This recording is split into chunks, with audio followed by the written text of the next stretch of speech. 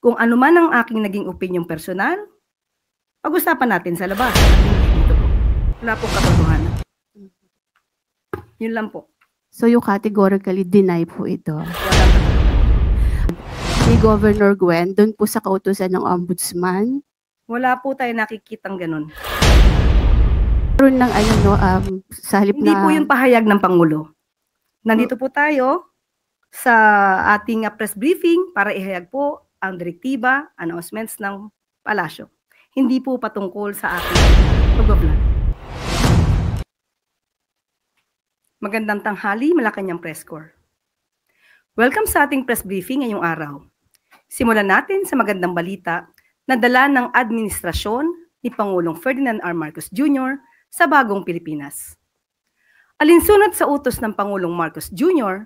na labanan ng fake news, pinag-ikting ng Department of Information and Communications Technology at Google ang kanilang partnership para palawigin pa ang digital literacy sa bansa. Sa partnership na ito, papalakasin ng Google and AI-powered content detection, human moderation at hihigpitan ang pagpapatupad ng YouTube Community Guidelines.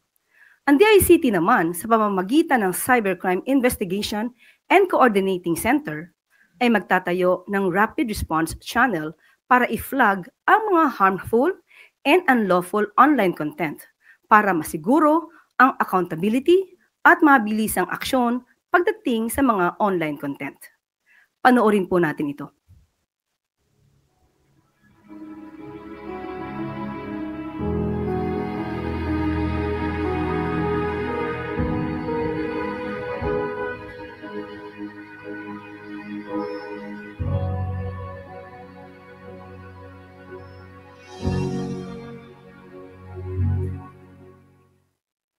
Isa pang good news, kaugnay pa rin sa labanan ng kontra fake news bilang patuloy sa pagsusulong ng katotohanan at responsableng komunikasyon para sa bagong Pilipinas, para sa isang ligtas at responsableng Digital Philippines, inilunsad ng Philippine National Police ang The War for Truth at ang Joint Anti-Fake News Action Committee o JAFNAC.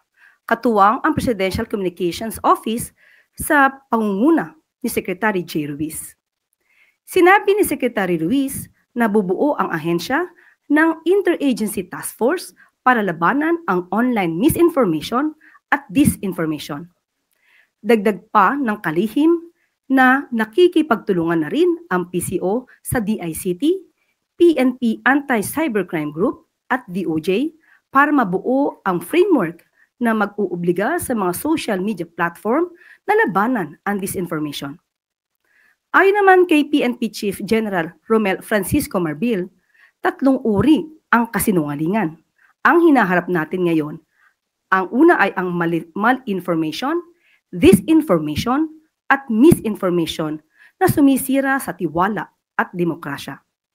Dagdag pa ni General Marbil, hindi laban sa kalayaan sa pamamahayag ang kampanya nito, kundi laban sa kasinungalingan. Nananawagan siya sa lahat ng maging tagapagtanggol ng katotohanan para sa kapayapaan at kaligtasan ng bayan.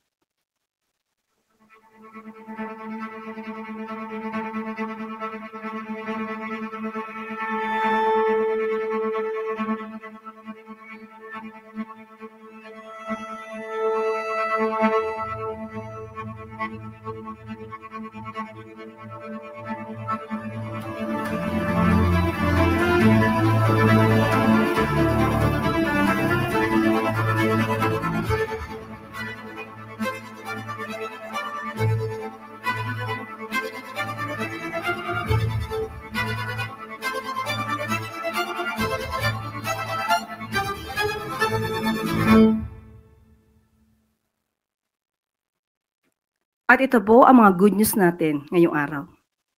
Bago po tayo tumuloy sa ating briefing, kasama po natin ngayon si Special Assistant to the President for Investment and Economic Affairs of the Philippines, Secretary Frederick Go, para magbigay ng ilang update sa naging usapan sa Pilipinas at ng Office of the U.S. Trade Representative Magandang umaga, Secretary Go.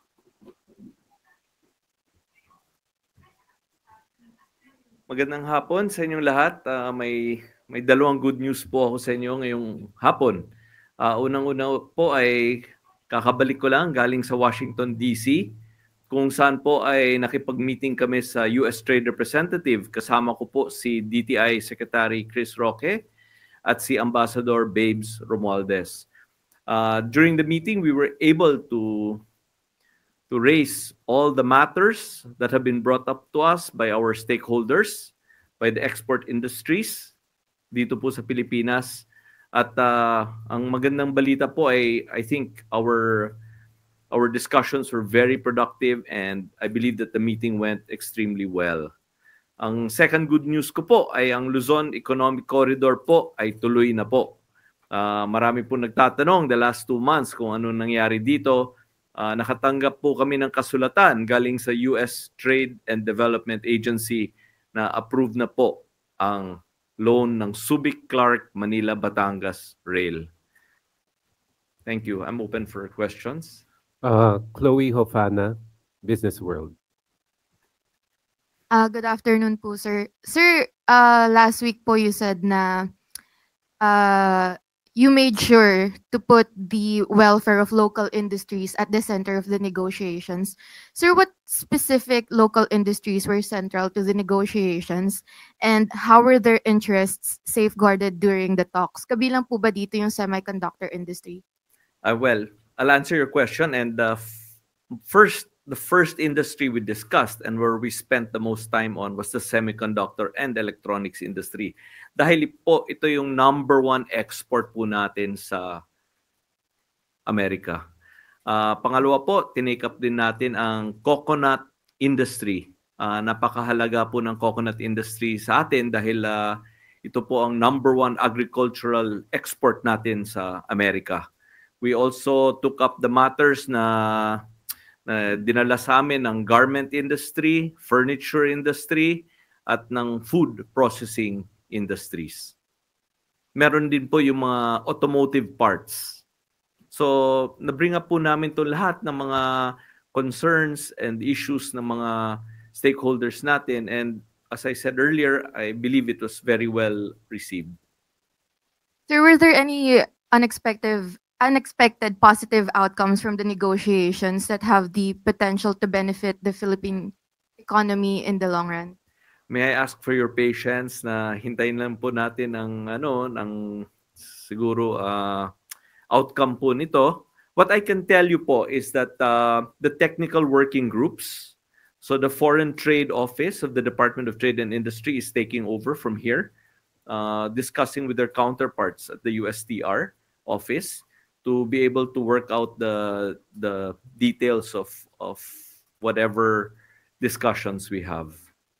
Sir, last question from me. Sir, what strategies did the Philippine delegation employ to ensure that the welfare of the local industries remained at the forefront of the negotiations? Can I just say that the Philippine team went there very well prepared. We met with all the stakeholders of the various industries before we went. We discussed also with a lot of our other cabinet members po para pagpunta po namin ay napaka-kompleto po ng aming discussions at walang naiwan. Sorry, sir, last na. Meron pa po ba tayong next na meeting with the USTR? The technical working groups now will be the one to meet. In particular, if you want to know, it's USEC Alan Hepty of DTI that will be continuing with the discussions with his counterparts at the USTR office. O meron pa pong next na travel to the US? Ako po, hindi ko pa po alam. Sila po well, in this day and age, meron naman tayong Zoom, meron din tayong email, meron din tayong telepono. Siguro, pero to answer your question directly, I guess there will be future trips. Yeah. Thank you, sir. Noel Talakay, People's Television. Good morning, sir. Noel Talakay ng PTV. Sir, my question is about the Luzon Economic Corridor. So, despite the President Trump halted the financial assistance to some countries, so still the US still support the LAC pushing through here in the Philippines, and how it will affect to our economic. Well, yan ang magandang balita po, no? Alam po natin na maraming programa ng Amerika ay natigil, no? Pero ang Luzon Economic Corridor po ay tuloy. Kaya natutuwa po kami when we received the letter from the USTDA. And as you know, this Subic-Clark Manila-Batangas Rail will be very important to industry and trade, no? Kasi this will link the most important ports in our country. The Subic Port, the Manila Port, and the Batangas Port together comprise over 80% of all volume of port traffic in our country. That's why the Subic-Clark Manila-Batangas Rail is extremely important to our development. Sir, one more question. How much the loan that the US provided to us? $3.8 million po. Thank you. Alexis Romero, Philippine Star. Secretary, you described the meeting with the US Trade Representative as productive and it went extremely well. Meron bang pinangako yung US sa atin during that meeting, given that you seem to be very happy with the outcome? I think at this point, the technical working groups have to get together. But if I may also share po that all these trade negotiations are covered by a confidentiality agreement. So pagpasensyahan nyo po kung wala po masyadong detalyeng maibigay. Pero given that na naging positive yung inyong naging review sa naging meeting, what concrete achievements or accomplishments were attained during those negotiations? Kasama na po yun sa confidentiality agreement. Okay. Sige po. Salamat po. Thank you. Maricel Halili, News 5.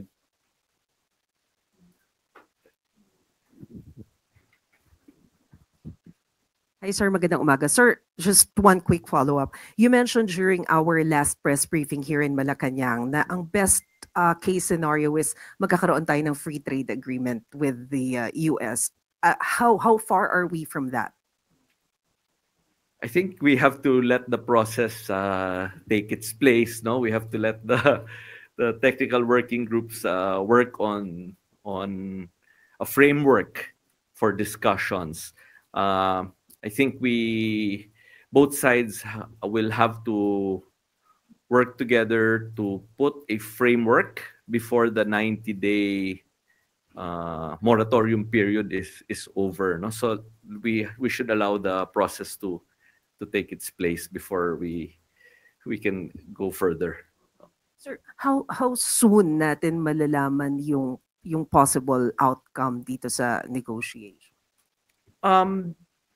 Hard for me to predict, no, because there are two sides that need to get together to agree. Hindi naman to purely on our side kung anong gusto po natin. But there is that 90-day moratorium period, so there is a date towards which I believe both sides will work towards coming up with a framework before that period is over. Thank you. Pia Gutierrez, ABS-CBN. Sir, you were talking about yung 90-day moratorium period.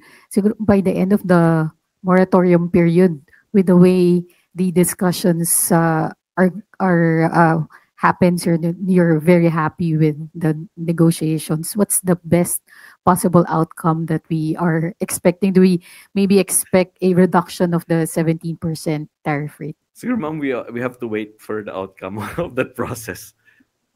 Thank you, sir. Thank you. Last question for Secretary Go. Sam Medenilia, Business Mirror.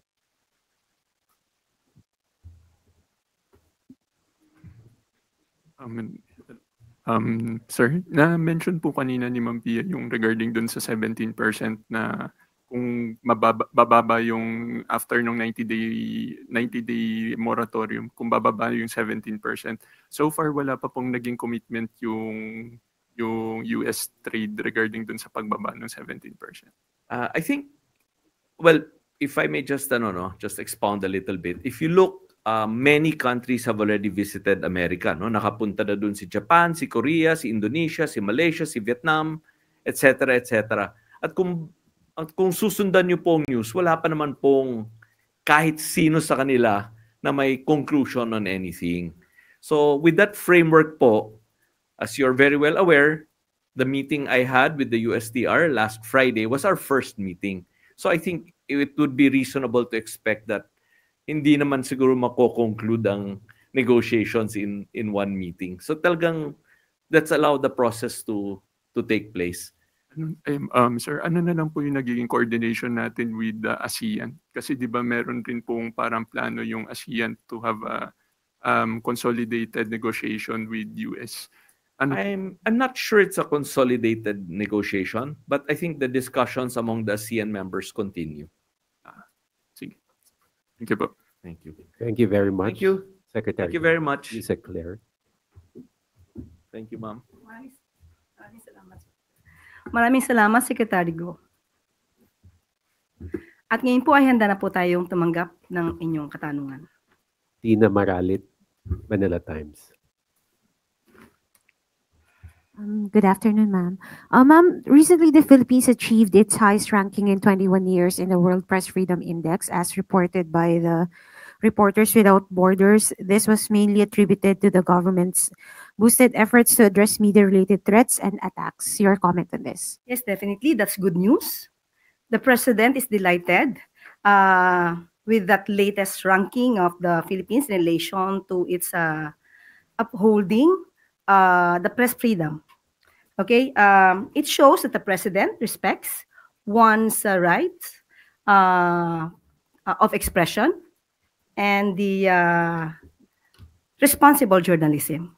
So maganda pong ito po ay maganda po na naipapakita ng Pangulo na the President is not gearing towards dictatorship. Malaya po ang pamamahayag na nakikita po natin sa kasalukuyan. Follow-up lang po. How can the present administration, particularly the Presidential Communications Office and other relevant agencies, ensure that that the rights of media workers in the country are upheld and recognized? Lalo na po kamakailan, unfortunately, may napas lang pong isang veteranong mamamahayag. Katulad po, noong pa pong 2024, ipinangako naman po ng Pangulo. And I quote, ang sabi po ng Pangulo, "Be assured that we are doubling down on our commitment to protect our journalists and to uphold press freedom. We stand with you hand in hand in this fight." So hanggang ngayon po, 2024 po yan sinabi ng ating Pangulo. At ngayon po ay nakita niyo po ang nagiging resulta. Paiigtingin pa po ng ating Pangulo, ng administrasyon, ang kalayaan sa pamamahayag. Asahan niyo po yan. Thank you, ma'am. Clay Pardilla, People's Television. Good afternoon po, Yusek. VP Sara Duterte calls the complaint against Congressman Pulong Duterte a part of the administration's political attacks. Your reaction po? As I have said during the last press briefing, that the Vice President should have at least leveled up in her discussions, in her responses, in certain issues. But it seems that she never heard anything in regard to that. Or she just refuses to listen. Hindi siya nag-level up. Mas parang bumaba pa. Inuulit niya muli ang kanyang mga excuses na pamumulitika, politicking. Kung ito ay patungkol sa inyong kapatid, sinabi niya po sa interview, hindi pa niya nakakausap si Congressman Pulong Duterte. At malamang ay hindi niya rin po nadinig ang interview sa kanyang kapatid. At ito po ay nasama na po sa news. At and I quote, sa Tagalog po ito, pero he said it in Cebuano. Sa akin mga kapatid na Davaoenyo, ngayon nakita nyo na naman ang video. Matagal-tagal na yon nangyari. Sige lang, decision nyo po pa rin kung sino ang iboboto nyo sa pagka-congressman sa unang district. Di ako makikialam sa Adi Duterte sa wikang Cebuano. Cited po ito sa isang news article ng Abante. Now, kung inamin naman po ni Congressman Pulong Duterte, ayon sa kanyang pag-interview, hindi niya tinanggi ang video. Papaano ipapahid ng Vice Presidente ang ginawang ito ng kanyang kapatid sa Pangulo at sa administrasyon? Nabanggit dito na ang pag-hire, pagkuha ng ibang mga kababaihan for their own satisfaction, ang sandaling kaligayahan, bakit ito ibibintang sa Pangulo? Hindi ba dapat sagutin na lamang nila kung ano ang complaint? Definitely, Congressman Pulong Duterte is a public servant. He should know his obligations. He should know the laws. He should know what good traits of a leader should be. Or what good traits that a leader should describe himself. Ma'am, follow-up po. How does Malacanang CVP Sara publicly defending Kong Pulong and their history of siding with figures involved in serious crimes like Pastor Quiboloy, who's facing sexual abuse and human trafficking charges? Yun na po ang nangyayari. Ganyan po ang nangyayari kapag ka po kakampi, kaibigan, parang gustong agad ipawalang sala at kailangang ibato ang kasalanan sa pamumulitika. I just would like to remind you of one of the episodes of Gikan sa Masa Q&A. That's, if I'm not mistaken, that's March 10, 2024. Okay?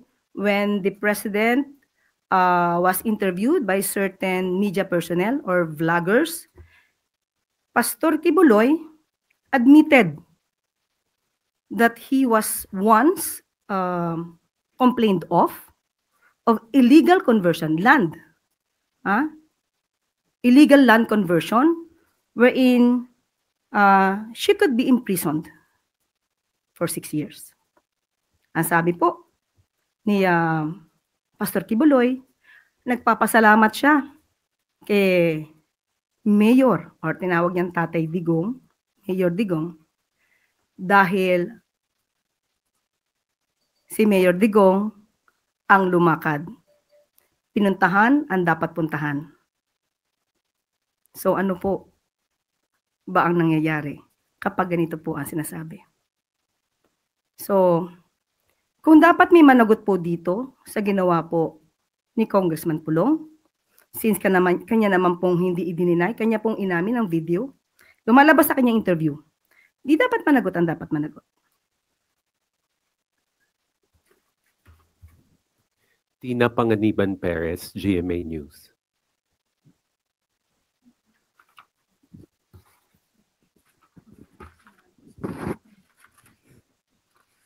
Good afternoon po, Yusek.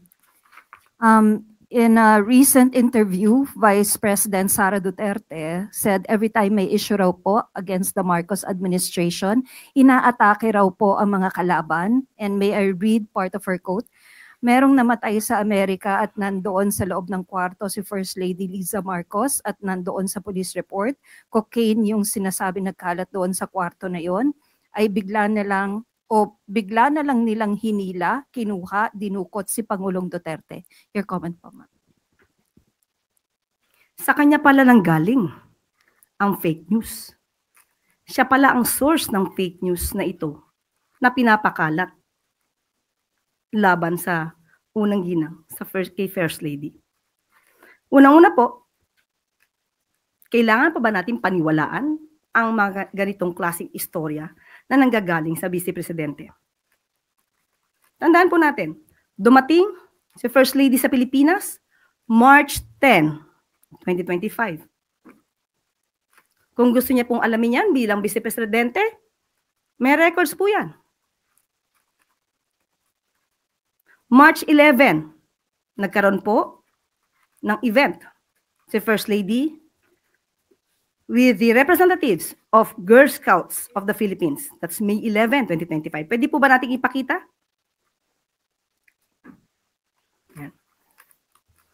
Makikita po natin na kasama niya ang ilan sa mga representatives ng Girl Scouts of the Philippines. Nandiyan po si Dr. Cristina Lim Yuso, National President, Mrs. Teresita Gonzalez, GSP Central Board Member, at si Mrs. Rosaline Davadilla, National Executive Director. March 11 po, nang naaresto or dinala ang dating Pangulong Duterte sa ICC. Papaano po ito maiko-correlate kay First Lady? Samantalang March 11, nandito na siya sa Pilipinas, kasama ang sinabi po natin mga representatives ng Girl Scouts of the Philippines. Ito po, ang sinabi ni VP Sara, ay walang paggalang sa pamunuan, sa organisasyon ng Girl Scouts of the Philippines. Pinapalabas niya na ang event na to ay hindi nangyari. Bilang Vice Presidente, hindi po ba dapat inalam niya muna kung itong mga taong po itong nabanggit ko from the Girl Scouts of the Philippines ay totoong nagkaroon ng meeting sa ating First Lady. So, tanong natin, dapat pa bang paniwalaan ang mga sinasabi ni Vice Presidente kung sa kanya naman pala nanggagaling ang mga fake news at disinformation na ito? Ma'am, the Vice President was also asked about the alleged increasing or intensifying drug problem in the country. Your assessment po, ano po yung assessment? Increasing drugs? Opo, drug Cases? problem. Okay. Una-una po ay nadinig natin ang kanyang sinabi. Ang tanong lang natin, doon sa reporter, saan po kaya niya nakuha yung kanyang datos para sabihing lumalala ang problema ng illegal na droga sa bansa? Maaari po ba nating ipakita ang mga naging accomplishments ng PIDEA at ng PNP?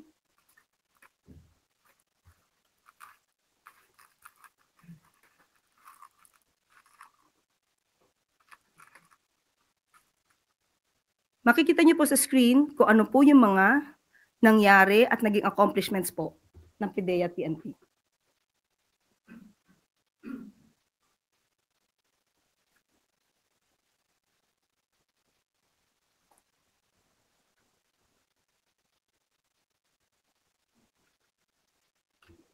So, saan po kaya nanggagaling ang datos na itinatanong kay VP Sara? Hindi po totoo na lumalala. Mas marami pong accomplishments ang ating ang administrasyon po ni Pangulong Marcos Jr. Sa katunayan, from July 1, 2022 to December 30, 2024, 94,050 anti-illegal drug operations had been conducted, which resulted in the arrest of 127,155 drug personalities and seizure of 52.49 billion pesos of illegal drugs. Ma'am, last na po from my end. May quote din po si VP about you po. Ang sabi po niya, sumasagot lang naman ako sa kanya. Hindi ako tao na kilala na unang nakikipag-away. Lagi ako ay sumasagot lang. Sinagot ko na yan dati. Garbage in, garbage out. Pumapasok sa kanya basura. Lumalabas sa kanya basura. Your comment po. Okay. Nung sinabi niyang garbage in, garbage out, ang pinatutukulan po doon na tanong ay patungkol sa pag-iimbestiga. Kautusan po ng Pangulo na magkaroon ng pag-iimbestiga sa nagiging problema ng mga consumers dito sa prime water na alam naman natin na pag-aari ng mga Villar. Ang ibig niya bang sabihin na basura ay yung pag-uutos na paimbestigahan ang prime water? Sa mga kababayan nating mga consumers ng prime water, ganito po ba dapat natin ituring ang kautusan ng Pangulo na basura or walang kwenta, walang saysay? Kaya nung sinabi sa atin ng Pangulo na ipag-uutos niya ang pag-iimbestiga at ito naman ay aking ipinahayag sa inyo? Basura ba ang pag-uutos na yun ng Pangulo? Marahil sa kanya ay walang kwenta ito. Dahil tandaan natin, hindi niya siguro alam kung ano ang mga reklamo nationwide na ng mga consumers ng prime waters. At dahil siguro involved ang pamilya Villar at ang sabi niya, ang tunay na kaibigan ay walang iwanan. Marahil ito rin po siguro ang dahilan kung bakit hindi naman agad nagkaroon ng pag-iimbestiga sa mga hinaing ng mga consumers ng prime water sa panahon po ni dating Pangulong Duterte. Rich Bon Quevedo, Daily Tribune. Good afternoon po, Yusek. Recent incidents of road rage got the attention of the president and reacted to it.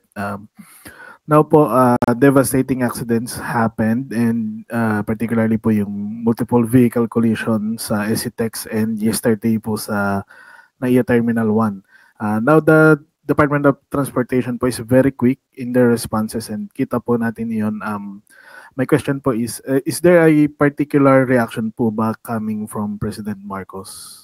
Opo, of course, kinakalungkot po ang mga nangyari. Lalo po may mga buhay po na nawala. May mga kababayan din po tayo nasaktan.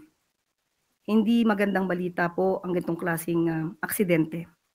At dahil sa pag-uutos po ng Pangulo, na mabigyan agad ng hustisya ang mga pamilya na nasawi.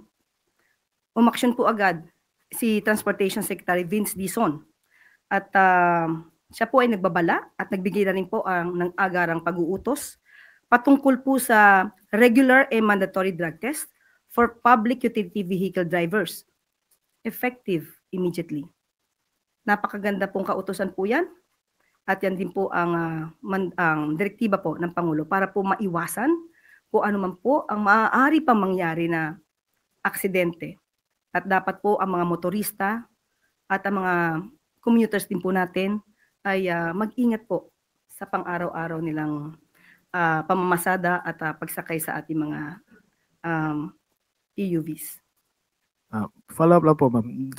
Earlier po sinabi rin po ni Secretary Dizon na, and I quote po, the people do not feel safe on our streets and that President Marcos has directed him to fix it. May details po ba on added directives coming from the President?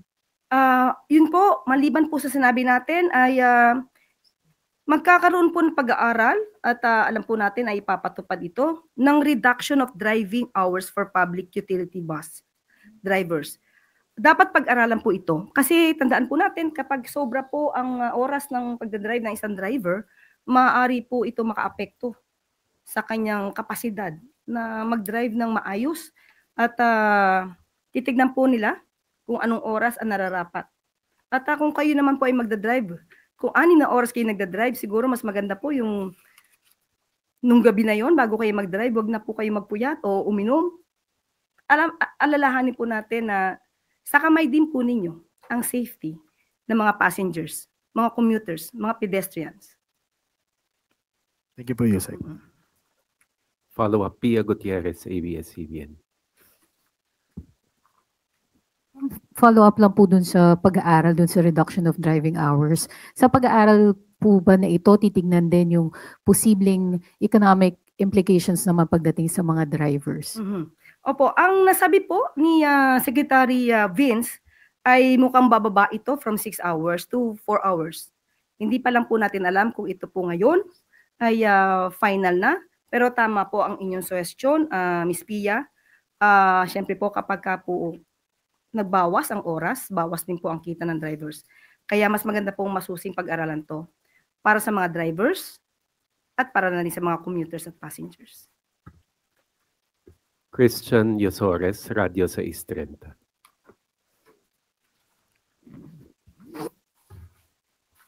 Ganang hapon, Yusek. Can you confirm lang po yung report na nagpatawag daw po ng spiritual at planning session si Pangulo sa mga cabinet officials nitong Sabado? Ano pong napag-usapan at nailatag na plano sa session? Well, maganda po kasi nagkakaroon din po ng mga pagsasama-sama ang Pangulo at ang kanyang mga cabinet secretaries. Opo, nagpatawag po noong Sabado at of course, nabigyan sila ng spiritual guidance para sa kanilang pagtatrabaho, hindi lang para pang bilang isang public servant, kundi para bilang isang individual. At hindi makakalimutan ni Secretary Sani Angara ang sinabi ng Pangulo. And I quote, "Walang tulong o pabor ang masyadong maliit para sa publiko at para sa isang kalihim ng departamento. God is in the details." End quote.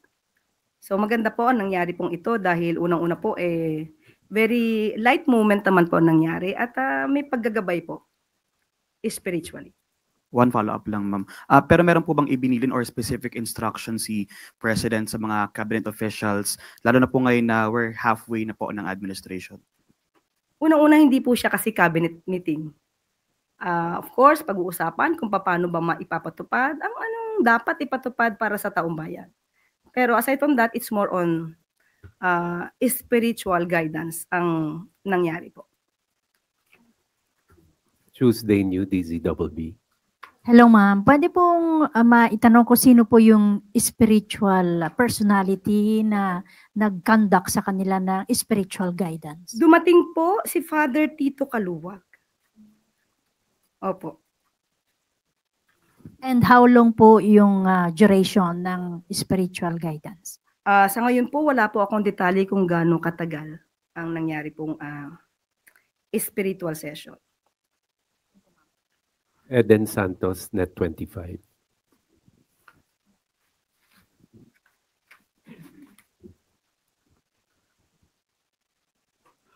Good morning po, Yusek. Binatikos po ni dating presidential spokesperson Attorney Harry Roque yung anyay lantarang katiwalian ng mga Marcos sa gitna po ng investigasyon ng Hong Kong sa umano'y gold-linked money laundering activities. Ito po yung nabanggit din sa isang media entity dito sa Pilipinas, bukod po doon sa mga report from Hong Kong and Taiwan. Nakarating na po ba ito sa kaalaman ng Pangulo? Ano po yung kanyang reaction kaugnay nitong panibagong allegation po na ito? Wala pong katotohanan. Yun lang po. So you categorically deny po ito? Walang katotohanan. Doon po sa pagdalo ng Pangulo kanina po sa One Cebu rally sa Cebu, yung po ang presensya ng Pangulong Marcos ay sign po ba yon na yung suporta niya kay suspended Cebu Governor Gwen Garcia ay parang sign din na sinusuportahan niya yung paglabag or hindi pagsunod ni Governor Gwen doon po sa kautusan ng Ombudsman? Wala po tayo nakikitang ganun. Yun lang po. Doon po sa nabanggit ninyong 7 pisong baba ng Duterte administration, pwede po ba ninyong i-clarify yun kung talagang 7 piso, gagawin 7 piso kada kilo yung bigas that time, or yung sinasabi po ng dating Pangulo na reduce o bawasan lang ng 7 piso yung presyo po ng bigas? Nasa news na po yan. Maaari po niyong i-refer po ang news patungkol po dyan. So, malinaw po na reduce po yung nabanggit, pero kayo sabi ninyo sa inyong vlog po ba yun or whatever, yung 7 piso, sabi niyo pangako 7 piso at parang sort of ganon. Pwede po ba linawin lang natin yun para hindi naman na pagmula ng fake news? Sa vlog po ba? Napanood po sa Hindi po yata yun nabanggit sa press briefing. Opo, hindi po sa press briefing. Parang you're talking na pinapakita nyo pa yung SONA something ni PRRD. Para lang po magkaroon ng sa halip Hindi na... po yun pahayag ng Pangulo. Nandito po tayo sa ating press briefing para ihayag po ang direktiba, announcements ng palasyo. Hindi po patungkol sa aking pagbablog. Hindi po, Maraming nabanggit ko salamat lang po yung vlog, Yusek, ano po, para lang po hindi Miss Eden, malito. pasensya na po, hindi po ako makakasagot ng anumang sinabi ko outside from this press briefing. Kung ano man ang aking naging opinion personal, pag-usapan natin sa labas at hindi dito po. Kasi po parang makaka-apekto rin po dun sa mga ng Pangulo na medyo iba yung Opo, Miss nababanggit nila. Eden, kung ano po ang inyong pakay patungkol po dito. Inuulit ko po, ang aking pag-vlog ay wala pong kinalaman ang palasyo, ang Pangulo at ang gobyerno. Let's move Diba, on. thank you. Alvin Baltazar, Radio Pilipinas.